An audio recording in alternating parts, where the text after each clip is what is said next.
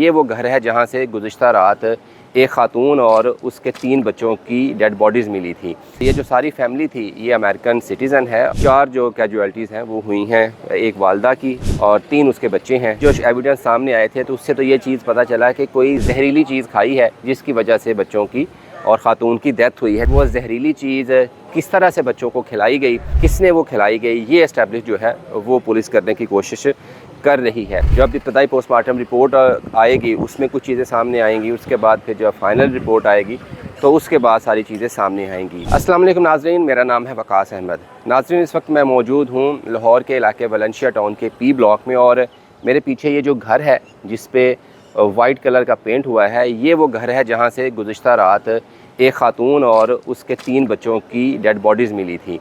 ये जो ख़ातून है इसका नाम अलीना था और इसके जो बच्चे हैं उनमें से 2 बेटे हैं और 1 बेटी है जिनकी उम्र 7 साल से 9 साल और फिर 15 साल है। इनके जो शोहर है यानी बच्चों का जो वालिद है उसका नाम नासर है और ये जो सारी फैमिली थी ये अमेरिकन सिटीज़न है और अमेरिका के शहर कैलिफोर्निया के ये रहने वाले हैं। 1 जुलाई 2026 को ये सारी फैमिली जो थी ये अमेरिका से पाकिस्तान आई थी और पाकिस्तान आके इन्होंने ये जो घर था इसको जो है वो रेंट आउट किया था और यहाँ पर वो रह रहे थे। कल ये वाक़या उस वक्त रिपोर्ट हुआ जब तकरीबन 6-7 बजे के करीब जो साथ वाले हमसाए हैं उन्होंने ये चीज़ नोटिस की कि इस घर के पीछे जो लॉन्ड्री एरिया है, ओपन एरिया है, वहाँ पर जो है बच्चे गिरे पड़े हुए हैं। तो फ़ौरी तौर पर उन्होंने कांटेक्ट करने की कोशिश की ख़ातून की जो कि बच्चों की वालदा थी, वो घर के अंदर ही थी। जब उससे रिस्पांस नहीं आया तो फिर उन्होंने सामने एक मार्केट है उसको उन लोगों को बताया कि ये मैटर है। तो खैर कोई लोग अंदर नहीं जा रहे थे। तो इसी दौरान पता ये चला कि जो बच्चों का वालिद था जो कि घर से बाहर था, कुछ ग्रॉसरी के लिए गया हुआ था, वो भी घर के अंदर आता है और फिर यहाँ के जो आसपास के लोग हैं उसे बताते हैं कि आपके बच्चे जो हैं हमें लगता है कि वो लॉन्ड्री एरिया में गिरे पड़े हुए हैं।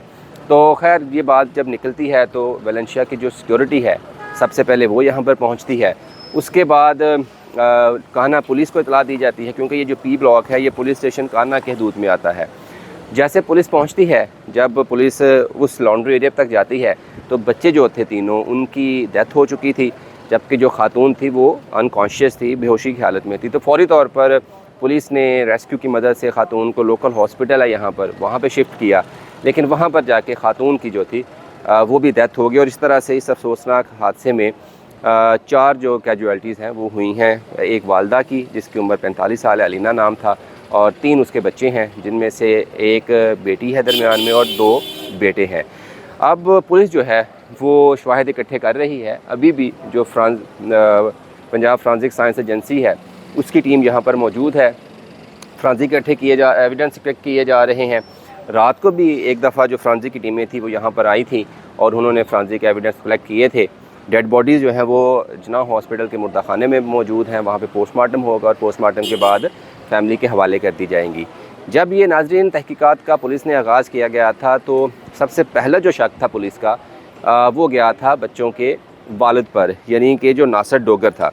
तो फ़ौरी तौर पर पुलिस ने जब डेड बॉडीज़ शिफ्ट की और यहाँ से अपेरेंटली एविडेंस कलेक्ट किए तो पुलिस ने नासर को भी तहवील में लिया था। एक रात यानी गुज़िश्ता जो रात है वो नासर कान्हा पुलिस की कस्टडी में रहा। वहाँ पर उन सीनियर ऑफिसर्स ने उससे जो है वो पूछगिछ भी की और अब ये पता चला है कि नासर को शख्सी ज़मानत पर रिहा कर दिया है, यानी कि जो नासर के इंस्टेंट फैमिली थी, भाई थे, उसके हवाले कर दिया है कि अगर ये इन्वॉल्व हुआ किसी भी तरह की इस क्राइम में तो ये हम गारंटी देते हैं कि आपके पास दोबारा आ जाएगा। लेकिन ये भी पता चला है कि जो ट्रैवल डॉक्यूमेंट था नासर का वो पुलिस ने जो है अपनी तहवील में ले लिया है ताकि ये मुल्क से फ़रार ना किया हो सके।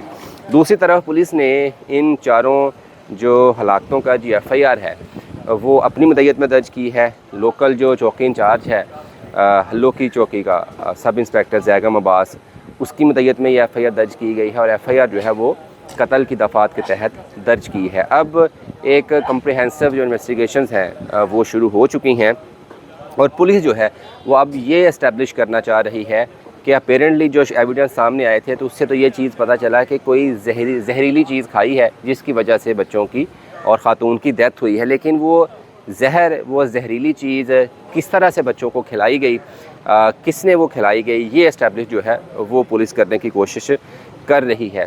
अब तक हमारी जितनी भी लोगों से बात हुई है पुलिस ऑफिसर से, 3 पहलू ही इस केस के सामने नज़र आ रहे हैं। पहला, ख़ातून ने जिस तरह के शोहर भी इल्ज़ाम आयद करता है कि ख़ातून ने बच्चों को पहले जहर दिया, फिर ख़ुद जो है वो जहर खाकर ज़िंदगी ख़त्म कर ली। एक पहलू तो ये है कि ख़ातून ने ये काम किया है और ख़ामद जो था वो इससे महफूज रहा। दूसरा ये है कि ख़ामद जो है उसने ये सारा प्लान किया था, उसने जहर खाने में मिलाया और जिससे ख़ातून की और उसके बच्चों की हलाकत हुई। और तीसरा पहलू जिसके बहुत कम इम्कानात हैं वो ये है कि हो सकता है कि जो सारी फैमिली है इन्होंने कलेक्टिवली डिसाइड किया हो कि इन्होंने अपनी ज़िंदगियाँ ख़त्म करनी है, लेकिन फिर जो शोहर है वो बैकअप कर गया हो।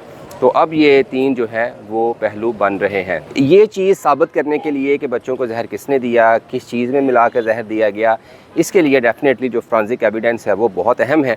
और कल जब पुलिस पहुंची थी तब भी क्राइम सीन और फोरेंसिक एविडेंस की जो टीमें थी उन्होंने एविडेंस कलेक्ट किए। आज भी सेकंड टाइम जो है वो एविडेंस कलेक्ट किए जा रहे हैं। घर के अंदर फ्रिज में जितनी भी खाने वाली चीज़ें थी, जो कपड़े थे, कोई भी ऐसी जो चीज़ है जहाँ से कोई फिंगरप्रिंट्स मिल सकता है, कोई ऐसा एविडेंस मिल सकता है जिससे ये इस्टेब्लिश हो सके कि इस चीज़ को इस्तेमाल किया गया हो क्राइम सीन के लिए, तो वो सारी चीज़ों के जो एविडेंस है वो कलेक्ट किए जा रहे हैं। और उसके बाद डेफिनेटली फर्स्ट जब इब्तदाई पोस्टमार्टम रिपोर्ट आएगी उसमें कुछ चीज़ें सामने आएंगी, उसके बाद फिर जब फाइनल रिपोर्ट आएगी तो उसके बाद सारी चीज़ें सामने आएंगी। पुलिस ने जब ख़ातून की और जो ख़ातून का शौहर था नासिर, उसकी फ़ैमिली से रब्ता किया कि ये लोग पाकिस्तान क्यों आए, क्यों आकर यहाँ पर घर किराए पे लिया, तो इसके पीछे ये मकसद नज़र आता है कि जो ख़ातून थी वो अपने बच्चे, बड़े बेटे को और दरमियान वाली जो बेटी थी उसको डॉक्टर बनवाना चाहती थी। और क्योंकि अमेरिका में मेडिकल की जो तालीम है वो बहुत एक्सपेंसिव है, तो इसलिए उन्होंने सोचा कि बच्चों को पाकिस्तान शिफ्ट करते हैं, यहाँ पर ये मेडिकल की तालीम के लिए अपना कैरियर का आगाज़ करेंगे और यहाँ से डॉक्टर बनकर वापस चले जाएंगे। अब ये भी चीज़ सामने आई है जो कि बयान दिया है नासिर ने कि जो उसकी बीवी थी अलीना 45 साल की, ये ज़हनी मरीज़ा भी थी और ज़हनी मरीज़ा जो थी वो मेडिसिन भी इस्तेमाल कर रही थी मेंटल हेल्थ की बेहतरी के लिए। खैर पुलिस का कहना है कि ये पहलू को भी देखा जा रहा है कि अगर वो ज़हनी मरीज़ा थी तो किस स्टेज की वो ज़हनी मरीज़ा थी, और उसके बाद मज़ीद जो है वो इस मामले में भी चीज़ें सामने आएंगी। लेकिन अपेरेंटली ये चीज़ सामने आई है कि ये फैमिली शिफ्ट हुई थी सिर्फ बच्चों की पढ़ाई के लिए। अब ये भी चीज़ सामने आई है अब तक की तहकीकात में कि जो फैमिली थी यानी ख़ातून, उसके 3 बच्चे, उन्होंने यहीं पर रहना था, जबकि जो शोहर था नासिर डोगर उसने अगले महीने वापस कैलिफोर्निया चले जाना था। तो ये सारे पहलू हैं, वहाँ इन पर एक कम्प्रिहेंसिव इन्वेस्टिगेशन की जा रही है ताकि ये नतीजे पर पहुँचा जा सके कि इन बच्चों की, इन ख़ातून की जो हलाकत है वो किस तरह से हुई है।